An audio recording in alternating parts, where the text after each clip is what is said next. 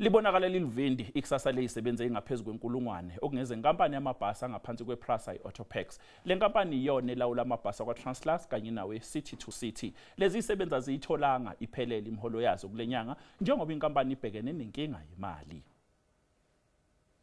Amabhasi ajwayelekile emgwaqweni yakuleli kodwa manje abasebenzi bakhona ababhekene ingwadla kuthe lapho sebebheke emholweni wenyanga bathola umbiko oshaqisayo ukuthi bazothola imali engaphelele.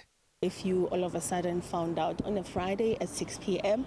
that you will be receiving half your salary on Monday when you're expecting to be paid for, there are debit orders, there are family members that you support, and we all know January is a very hard month and you literally look forward to that payday. So yeah, I must say it is quite hard.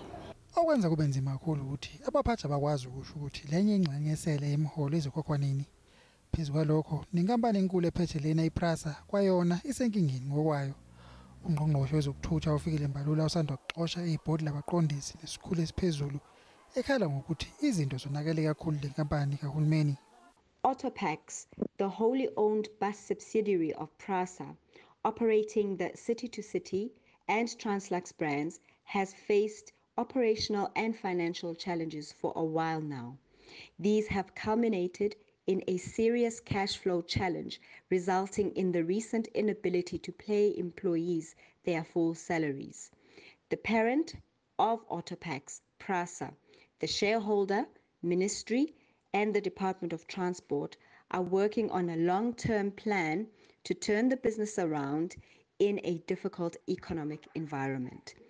Kulandele ukuthi abaphathi bahlangane izinyana isathawu neNomsa babonisana ukuthi kungathathwani kuhlanganiswe nani ngalesimo. Mbongeni muthi weSABC eGoli.